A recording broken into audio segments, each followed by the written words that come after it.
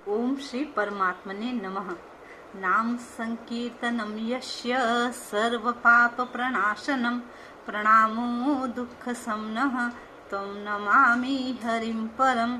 जिन भगवान का नाम लेने से हमारे सारे पाप समाप्त हो जाते हैं, उन प्रभु श्री हरि के श्री चरणों में हम कोटि कोटि प्रणाम करते हैं। फ्रेंड्स, हर हर महादेव, जय श्री राधे। आज मैं आप सभी को श्रीमद् भगवद गीता के 15वें अध्याय का महात्म्य और पाठ का श्रवण करेंगे हम सभी मिल करके। तो चलिए स्टार्ट करते हैं श्रीमद् भगवद गीता के 15वें अध्याय का महात्म्य। श्री महादेव जी कहते हैं, हे पार्वती, अब गीता के 15वें अध्याय का महात्म्य सुनो।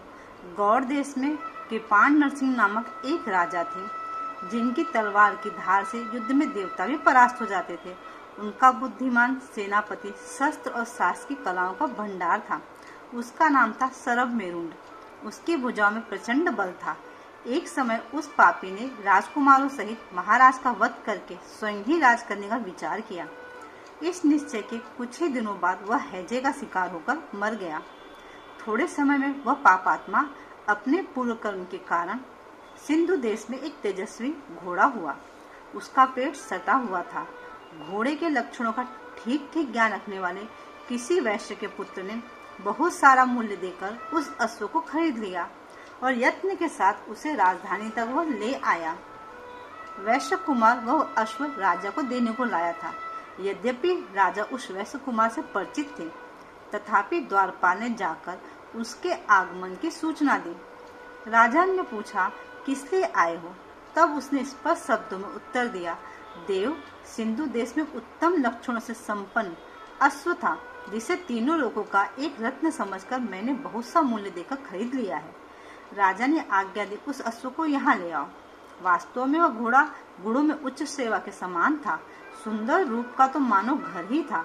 शुभ लक्षणों का समुद्र जान पड़ता था। वैश्य घोड़ा ले आया और राजा ने उसे देखा। उस अश्व का लक्षण जानने वाले अमात्यों ने इसकी बड़ी प्रशंसा की। सुनकर राजा अपार आनंद में निमग्न हो गए और उन्होंने वैश्य को मुंह महंगा स्वर्ण देकर तुरंत ही उस अश्व को खरीद लिया। कुछ दिनों बाद एक समय राजा शिकार खेलने के लिए उत्सुक हो उसी घोड़े पर चढ़कर वन में गए। वहां मृगों के पीछे इन्होंने अपना घोड़ा बढ़ाया। पीछे पीछे सब ओर से दौड़कर आते हुए समस्त सैनिकों का साथ छूट गया। वे हिरणों द्वारा आकृष्ट होकर बहुत दूर निकल गए। प्यास ने उन्हें व्याकुल कर दिया। तब वे घोड़े से उतरकर जल की खोज करने लगे। घोड़े को तो उन्होंने एक वृक्ष की डाली में बांध दिया और स्वयं चट्टान पर चढ़ने लगे। कुछ दूर जाने पर उन्होंने देखा कि एक पत्ते का टुकड़ा हवा से उड़कर शिलाखंड पर गिरा। उसमें गीता के 15वें अध्याय का आधा श्लोक लिखा था। राजा ने उसे बाँचने लगे। उनके मुख से गीता के अक्षर सुनकर घोड़ा तुरंत गिर गया और अश्व शरीर को छोड़कर तुरंत ही दिव्य विमान पर बैठकर वह स्वर्गलोक को चला गया। तत्पश्चात राजा ने पहाड़ पर चढ़कर एक उत्तम आश्रम देखा, जहाँ नागकेसर, केले, आम और नारियल के वृक्ष लहरा रहे थे। आश्रम के भीतर एक ब्राह्मण बैठे थे, जो संसार की वासनाओं से मुक्त थे। राजा ने उन्हें प्रणाम करके बड़ी भक्ति के साथ पूछा, ब्राह्मण, मेरा अश्व जो अभी अभी स्वर्ग को चला गया, उसमें क्या कारण है? राजा की बात सुनकर त्रिकालदर्शी, मंत्रवेत्ता एवं महापुरुषों में श्रेष्ठ विष्णु शर्मा नामक ब्राह्मण ने कहा, हे राजन, पूर्व काल में तुम्हारे यहाँ जो सरभ मेरुंड नामक सेनापति था, वह तुम्हें पुत्रों सहित मारकर स्वयं राज हड़पने को लेने को तैयार था। इसी बीच में हैजे का शिकार होकर वह मृत्यु को प्राप्त हो गया। उसके बाद वह उसी पाप से घोड़ा हुआ था। यहाँ कहीं गीता के 15वें अध्याय का आधा श्लोक लिखा मिल गया था। उसे तुमने ही बाँचने लगे। उसी को तुम्हारे मुख से सुनकर वह अश्व स्वर्ग को प्राप्त हुआ है। तदनंतर राजा के पार्श्ववर्ती सैनिक उन्हें ढूंढते ढूंढते वहाँ आ पहुँचे। उन सब के साथ ब्राह्मण को प्रणाम करके राजा प्रसन्नता पूर्वक वहाँ से चले और गीता के 15वें अध्याय के श्लोकाक्षरों से अंकित उसी पत्र को बाँच कर प्रसन्न होने लगे। उनके नेत्र हर्ष से खिल उठे थे। घर आकर उन्होंने मंत्रवेत्ता मंत्रियों के साथ अपने पुत्र सिंहबल को राज सिंहासन पर अभिषिक्त किया और स्वयं 15वें अध्याय के जप से विशुद्ध चित्त होकर मोक्ष प्राप्त कर लिया। ये था 15वें अध्याय का महात्म्य। अब हम सभी ओम श्री परमात्मने नमः। फ्रेंड्स, आज हम सभी श्रीमद् भगवद गीता के पुरुषोत्तम योग नामक 15वें अध्याय का श्रवण करने जा रहे हैं।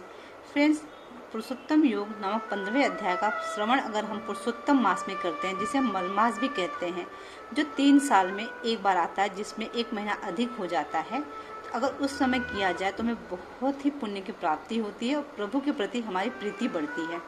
तो चलिए पाठ श्रवण करते हैं। वैसे भी गीता जी का पाठ आप कभी भी कर सकते हैं। ओम श्री परमात्मने नमः 15वां अध्याय। उसके उपरांत श्री कृष्ण भगवान फिर बोले कि हे अर्जुन, आदि पुरुष परमेश्वर रूप मूल वाले और ब्रह्म रूप मुख शाखा वाले जिस संसार रूप पीपल के वृक्ष को अविनाशी कहते हैं तथा जिसके वेद पत्ते कहे गए हैं, उस संसार रूप वृक्ष को जो पुरुष मूल सहित तत्व से जानता है, वह वेदों के तात्पर्य को जानने वाला है। हे अर्जुन, उस संसार वृक्ष की तीनों गुण रूप जल के द्वारा बढ़ी हुई एवं विषय भोग रूप कपोलों वाली देव, मनुष्य और तिर्यक आदि योनि रूप शाखाएं नीचे और ऊपर सर्वत्र फैली हुई हैं तथा मनुष्य योनि में कर्मों के अनुसार बांधने वाली अहंता, ममता और वासना रूप जड़ें भी नीचे और ऊपर सभी लोगों में व्याप्त हो रही हैं। परंतु इस संसार वृक्ष का स्वरूप जैसा कहा है वैसा यहाँ विचार काल में नहीं पाया जाता है, क्योंकि न तो इसका आदि है और न अंत है तथा न अच्छी प्रकार से स्थिति है। इसलिए इस अहंता, ममता और वासना रूप अति दृढ़ मूल वाले संसार रूप पीपल के वृक्ष को दैर वैराग्य रूप शस्त्र द्वारा काट कर उसके उपरांत उस परम पद रूप परमेश्वर को अच्छी प्रकार खोजना चाहिए कि जिसमें गए हुए पुरुष फिर पीछे संसार में नहीं आते हैं और जिस परमेश्वर से पुरातन संसार वृक्ष की प्रवृत्ति विस्तार को प्राप्त हुई है, उसी आदि पुरुष नारायण के मैं शरण हूँ।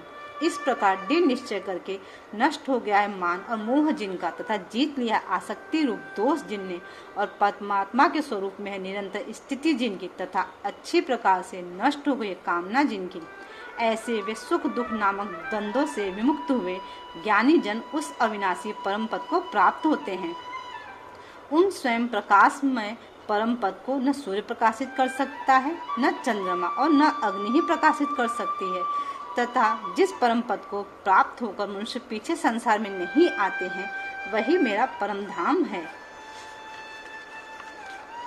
हे अर्जुन, इस देह में यह जीवात्मा मेरा ही सनातन अंश है और वही इन त्रिगुणमयी माया में स्थित हुई मन सहित 5 इंद्रियों को आकर्षण करता है। कैसे कि वायु गंध के स्थान से गंध को जैसे ग्रहण कर लेता जाता है, वैसे ही देहधारियों का स्वामी जीवात्मा भी जिस पहले शरीर को त्यागता है, उससे इस मन सहित इंद्रियों को ग्रहण करके फिर जिस शरीर में प्राप्त होता उसमें जाता है। इस शरीर में स्थित हुआ यह जीवात्मा श्रोत्र, चक्षु, त्वचा को तथा रसना, घ्राण और मन को आश्रय करके अर्थात इन सब के सहारे ही विषयों का सेवन करता है। परंतु शरीर छोड़ते जाते हुए अथवा शरीर में स्थित हुए और विषयों को भोगते हुए अथवा तीनों गुणों से युक्त हुए को भी अज्ञानी जन नहीं जानते हैं। केवल ज्ञान रूप नेत्र वाले ज्ञानी जन ही तत्व से जानते हैं, क्योंकि योगी जन भी अपने हृदय में स्थित हुए इस आत्मा को यत्न करते हुए ही तत्व से जानते हैं। जिन्होंने अपने अंतःकरण शुद्ध नहीं किया है, ऐसे अज्ञानी जन तो यत्न करते हुए भी इस आत्मा को नहीं जानते हैं। हे अर्जुन, जो तेज सूर्य में स्थित है तथा संपूर्ण जगत को प्रकाशित करता है तथा जो तेज चंद्रमा में स्थित है, जो तेज अग्नि में स्थित है, उसको तू मेरा ही तेज जान। और मैं ही पृथ्वी में प्रवेश करके अपनी शक्ति से सब भूतों को धारण करता हूँ और रस स्वरूप अर्थात अमृत में चंद्रमा होकर संपूर्ण औषधियों को अर्थात वनस्पतियों को पुष्ट करता हूँ तथा मैं ही सब प्राणियों के शरीर में स्थित हुआ वैश्वानर अग्नि रूप होकर प्राण और अपान से युक्त हुआ 4 प्रकार के अन्नों को पचाता हूँ और मैं ही सब प्राणियों के हृदय में अंतर्यामी रूप से स्थित हूँ तथा मेरे ही स्मृति ज्ञान अपोहन होता है और सब वेदों द्वारा मैं ही जानने योग्य हूँ तथा वेदांत का कर्ता और वेदों का जानने वाला मैं ही हूँ। हे अर्जुन, इस संसार में नाशवान और अविनाशी भी यह 2 प्रकार के पुरुष हैं।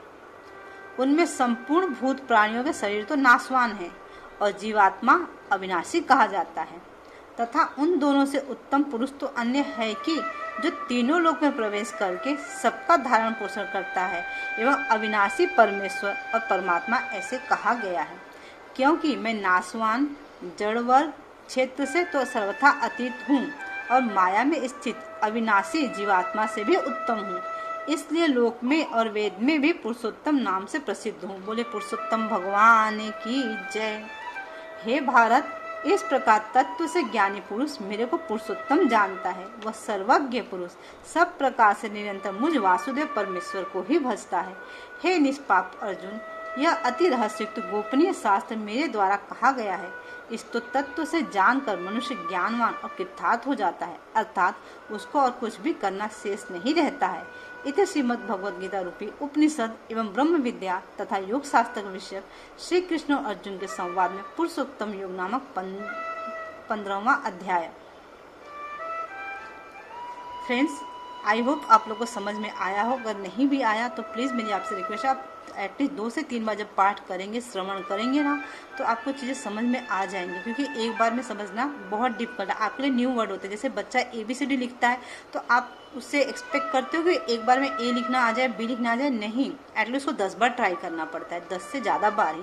वैसे ये प्रभु की वाणी है। अगर आपको इसको समझना है तो हमारी बुद्धि इतनी भी तीव्र नहीं है, हम इतने भी बड़े भक्त नहीं है कि हम एक बार सुनते सारी चीज़ें समझ में आ जाएंगी ना, पॉसिबल नहीं है।